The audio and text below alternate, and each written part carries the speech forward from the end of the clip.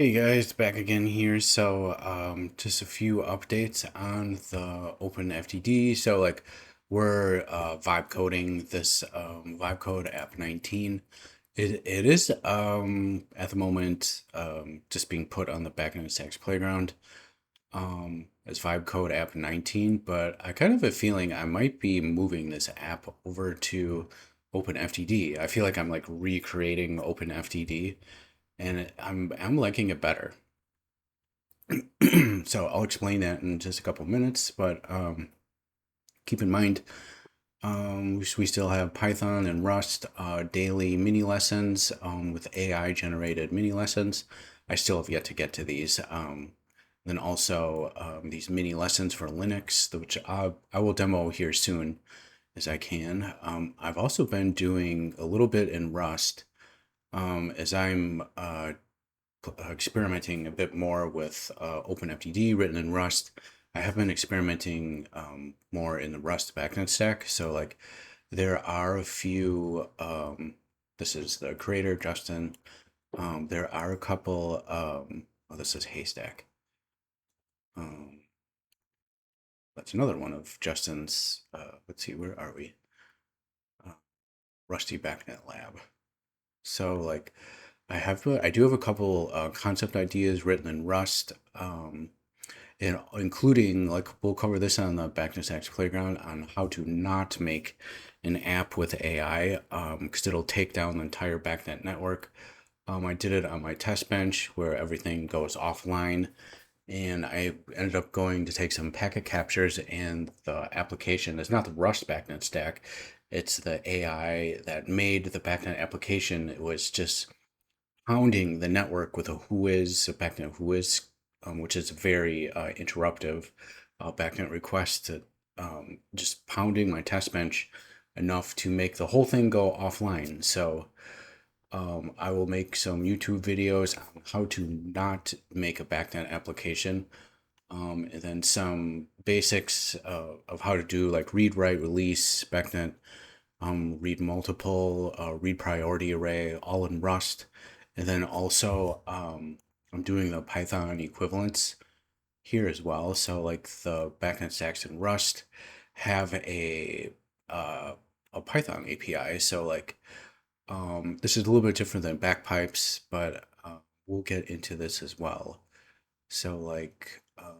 Yeah, this will be fun because like as soon as we get into doing things more in network programming and with Wireshark, we can look at how to make really bad applications that would be causing havoc on a real building. So that's coming. Uh, yeah, how to bring down the building with AI. Be really careful. Um, it's not the stack. It's what AI is making out of the stack that should be validated on test bench, like we do here. Okay, getting back into the vibe code app 19, we are the CSV dashboard buildings 50 and 100. So we are making this is turning into a little bit more complicated than I originally set out to do. I think like on part 6, it had just a good enough hardwired external CSV file. Everything is just hardwired. And then I got to the point of like, I had this data model feature for OpenFDD2 written in Python already. So then I dumped that into the AI and it incorporated and embedded it. And now I'm just like, I also ran into a couple bottlenecks where uh, the Python has like a CPU bound process where it's not like a an input output bound process like networking requests. It's CPU bound where it's just running a bunch of calculations, like running all the faults, kind of like what you'd run into with machine learning or something. It's very CPU bound. So like there was a few things that had to get sped up a little bit to improve that. Just the web pages were loading so slow. And I actually got a few things to work with this Apache Arrow project running under the hood. So it's doing stuff in feather format again. So it's taking the data from CSV files to where I was doing everything in CSV files, but it was actually so slow. So now I'm putting it into, from taking the CSV files, putting it into feather format, and then just doing some data processing and that, which has significantly sped things up. And now I think I might do more things in this Apache project, feather. Um, so I don't know, like I have a feeling this app might be Open-FDD here before we, you know, in the long haul. So just Open-FDD documentations. The next thing that I want to do is ask AI. So in the rule cookbook, I think we cooked up a couple more rules.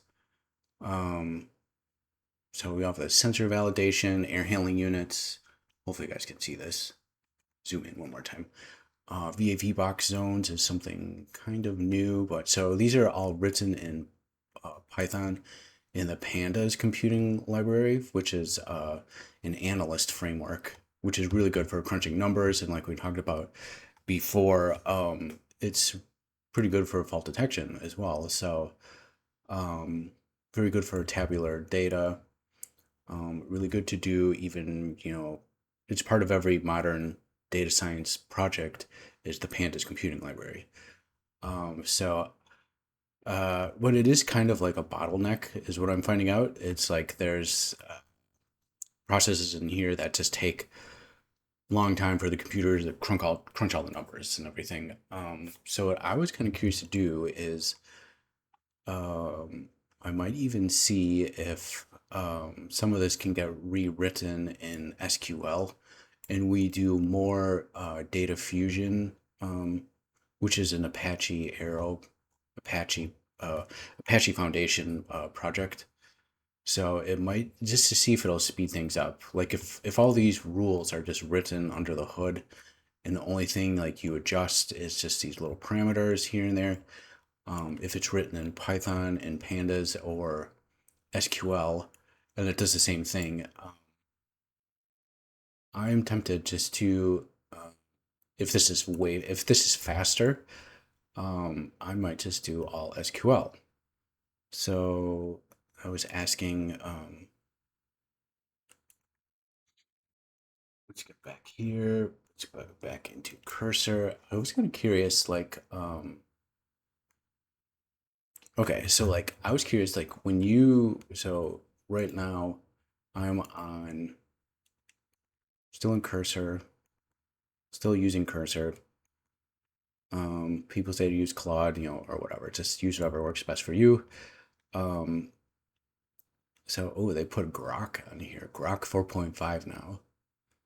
So every time cursor updates, which is about every other day, it auto populates some model to use. And the latest and greatest is Fable 5, Sonnet 5, Opus 4.8, and then Composer 2.5, and Cursor Grok. Huh, cool. I haven't seen the numbers, but this is like the cheap guy right here. And then this is the most famous guy. This model has special data retention policies. So this is the most famous one outlined by the government that people have, found all these vulnerabilities. And, I don't know. I honestly can hardly tell the difference. Um,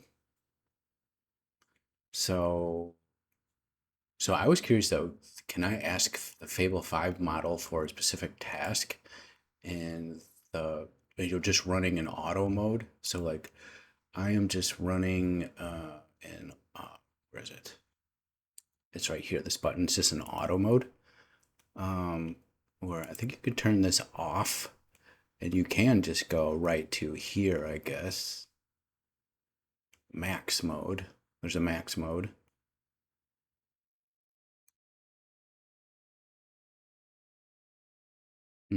33% off. Wow. What a deal. Um,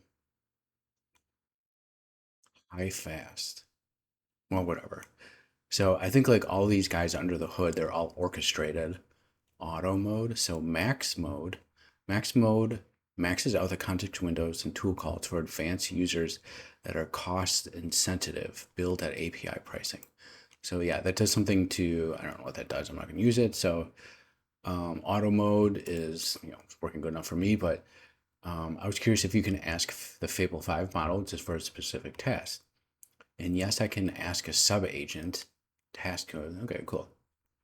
So what I wanted to do was to ask, let's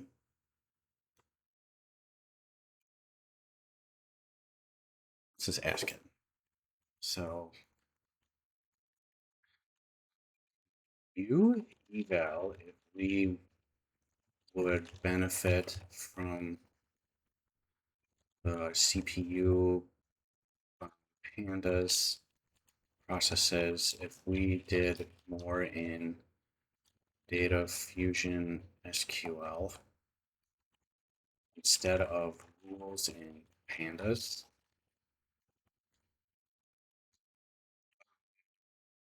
So for example, like what I wanted to have an aim at, let's see, so where am I? So I have to get back into my computer. So I do this all the time is I just aim it at a certain directory. So this is just my computer directory. This is where I keep all my projects in Open-FDD. So like in, I'm just gonna literally say this. This is the real version of Open-FDD, which is Rust and DataFusion, which is not a working application by any means, but could you mull this over, then here, I forgot to even look for this, CSV dashboard, FDD dashboard, FDD model.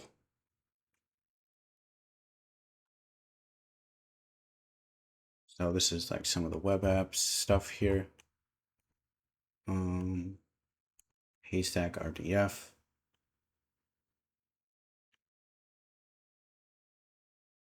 I do like the Python RDF library.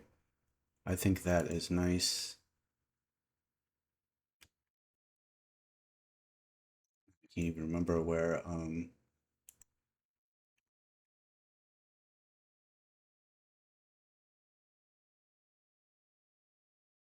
looks like there might be some old dashboards that need to be cleaned up.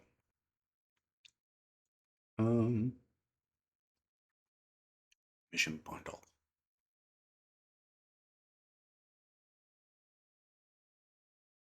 So we want to find like where these are written in Feather cache. So this is the Feather copying data frames. So a lot of this has been optimized to make it into a faster application. Doing Sparkle queries. That is the proper way to model data is like you have to Sparkle query everything. I'll show you this in a second.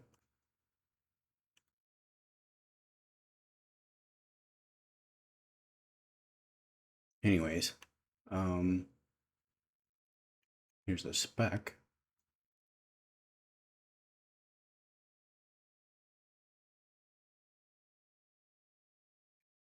Get this out of here. Where is the vibe code application pandas?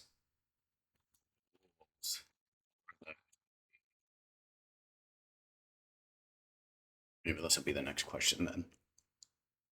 I thought this changed a little bit since I looked at it last.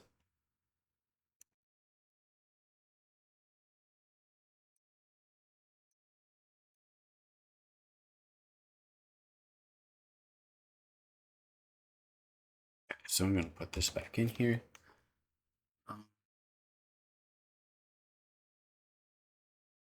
So I wanted to mull over this, which is Rust and DataFusion SQL, and then our application here.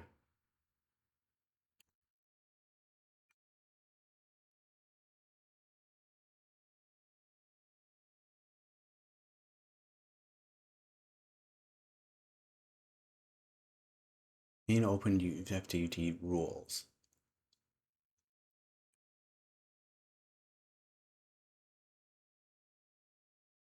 I guess it isn't here.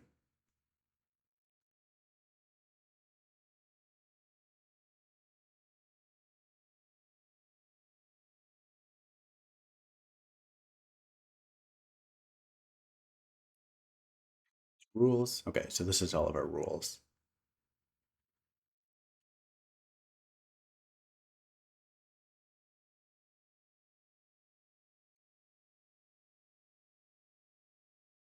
So I'm just going to feed it in elsewhere.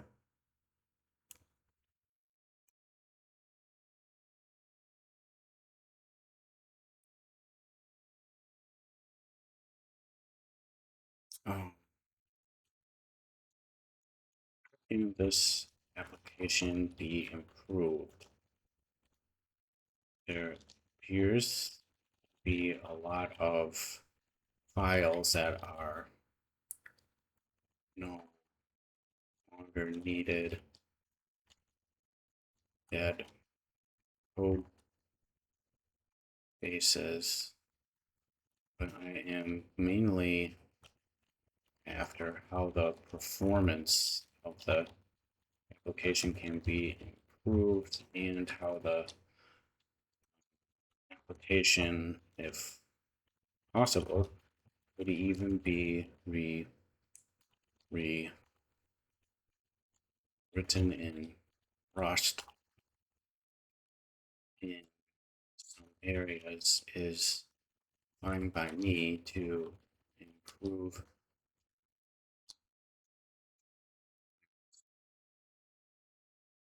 Please come up with a plan. Okay, so I'm just going to let Fable 5 put you in plan mode. So cursor as a plan.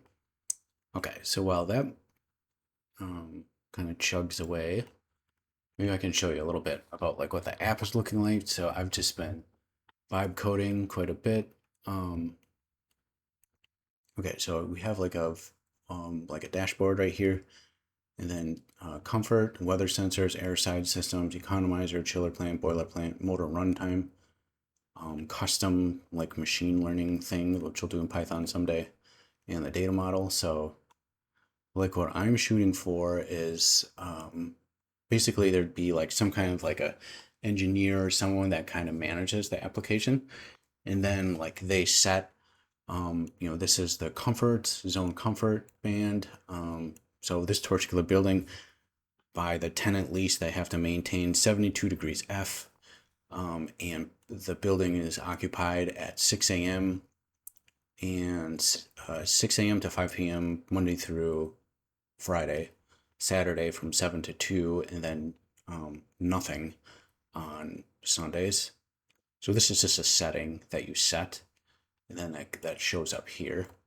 So like we use that if the HVAC system is operating outside of those hours, which they always do because the building automation schedules constantly get monkeyed with by the building operators. So it's good to do some kind of calendar widget outside of that where you're just documenting what the owner actually needs as a requirement to their tenants. So that's what this is trying to do.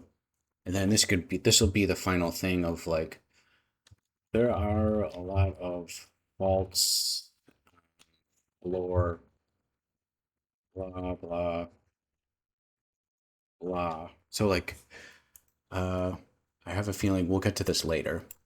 So there's kind of like a blogging app component to this.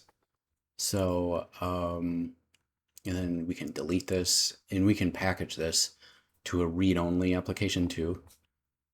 So the engineer will kind of fill out their information on each page. Zone Comfort has a page. So every VAV box will be able to look at all of the data here. And then this is all Plotly, where I seem to have lost my little widget to download. Guess I'll have to ask for that back. What these are, I still have to go through this and clean this up a little bit more, but these are just faults in the data right here for confirmed faults. Looks kind of cool. I'm happy with the way this is kind of turning out. So zone comfort deadband. So for each VAV, like we'll have to go through here and then we can adjust these parameters here. These are our fault equations, and then it will compute on the back end, and then we'll be able to see more of these faults. So like I still have to go over this and kind of get more bugs worked out, but it's kind of coming along. I like the way this is looking then. So someone has to go here through every VAV box in the entire building, and then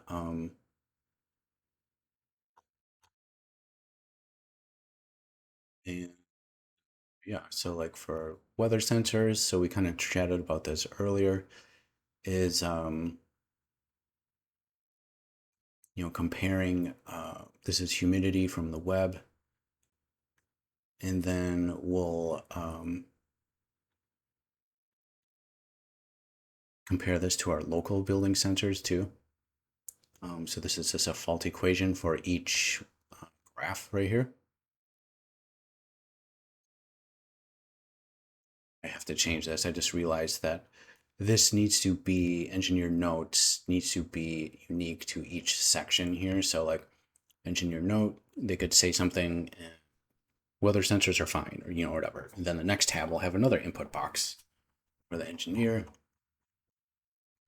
Airside systems, air handling unit 1. So yeah, this is all of our supplier temperature sensors. So we view a chart of just temperature processes in the air handling unit. And then we can tune these. So yeah, we'll have to go over this in more detail later. I'm just kind of getting some basic functionality, but I think it's like looking kind of the way I was hoping it would. Looks nice and professional, I think. And then duct static pressure control and fan. Yeah, so this is fan speed right here, and then you'll be able to like zoom in on the area. Chart looks like it got kind of wonky there. I think you get the point though. It's like we'll be able to, let's try that again. Might be finding more bugs that have to be fixed. So these are all the fault equations, and then you have to tune these little by little. And then if it's not in, so this is all data modeled too. So these components are not in the data model. So you don't get a chart or any analytics for it. It's all data model driven now. So there's another thing I pulled out of Open-FDD is all of the faults are programmatically ran against the model. Motor runtime. So this application is calculating 108 excessive run hours of the fans. You have to see which fan this is during this date range. So from March to June, 108 hours. Then it can help the engineer put that right into energy savings calculations. So this is the data modeling feature. This is another thing I pulled out of an older version of Open-FDD is you can just export the data model in JSON, and then this is all haystack now. And then the large language model will just tag it appropriately.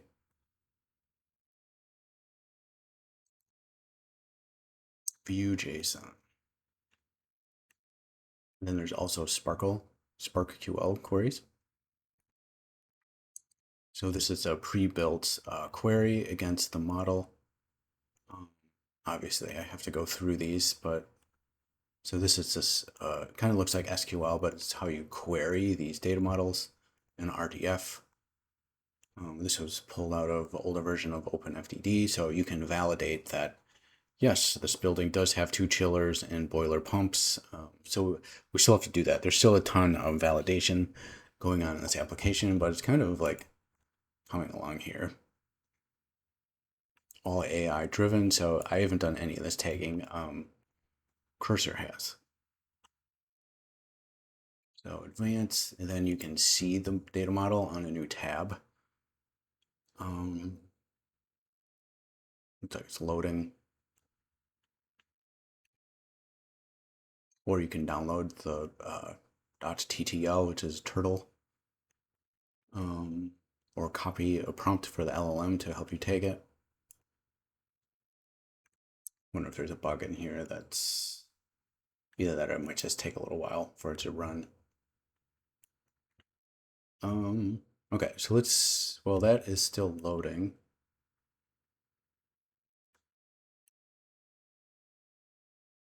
Still loading. Let's jump back over here. Okay, so what is Fable going to ask us? For the first implementation stage, what should we prioritize? Performance first. Fast page load, yes.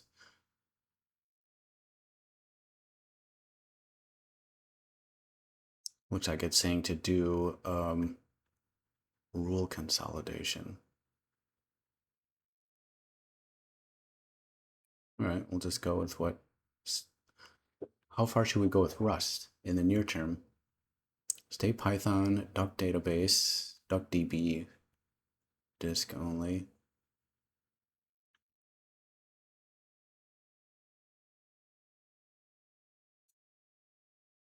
I'm just gonna push it to go everything. Okay, so what do we hear here? That we're gonna go Python plus small Rust PY03. So this is the extent, the library that converts Python to Rust extension for confirm fault and sensor sweeps. Or else we do keep the Python fast API dashboard plus Open-FDD Rust Edge as a sidecar and shared SQL rules. All right, let's go that. That seems like the most aggressive thing that we can do.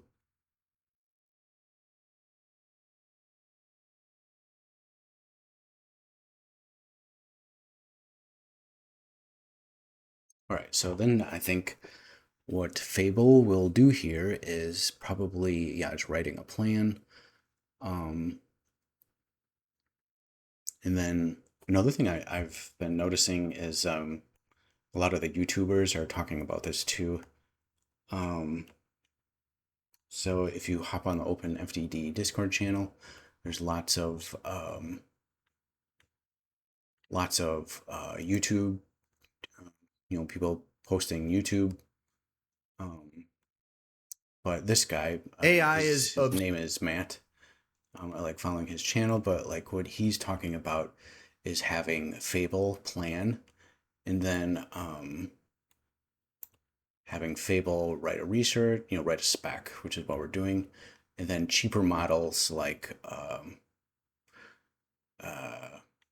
not Codex, but the other one, the 2.5, that are just ChatGPT 5.5, can write the code when the more expensive models write the specification, like is what Fable is doing right now.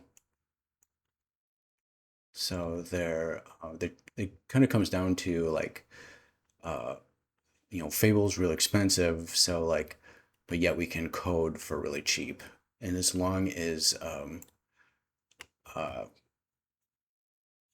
planning with Fable, $10, coding with Fable, 750 or $7.50, coding with a cheap model, only $1. So like 68% cheaper. That's why I think like, I think I'm trying to, look at this, it's not even loading.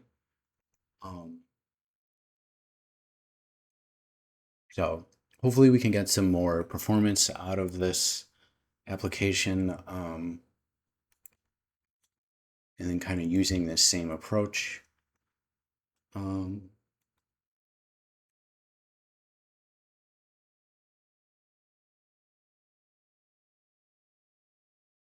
So it is doing this DuckDB rollups and introducing Open-FDD Rust DataFusion as a sidecar for SQL execution without raw rewriting the analyst dashboard. All right, so we're just going to keep on vibe coding here. So I assume behind the hood that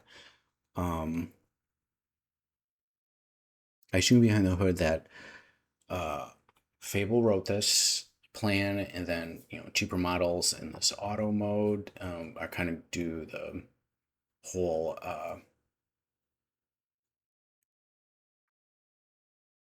kind of refactoring everything. So hopefully that makes sense.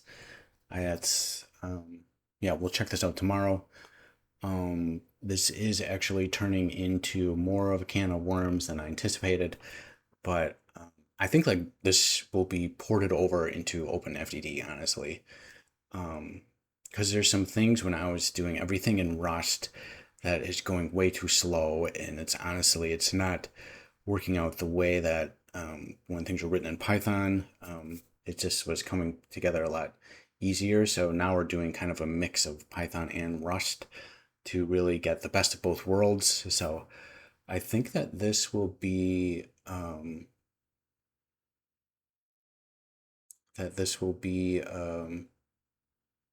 yeah, probably something that we will just run with in the future, is just to keep on like kind of getting through these performance bottlenecks and then testing the software application.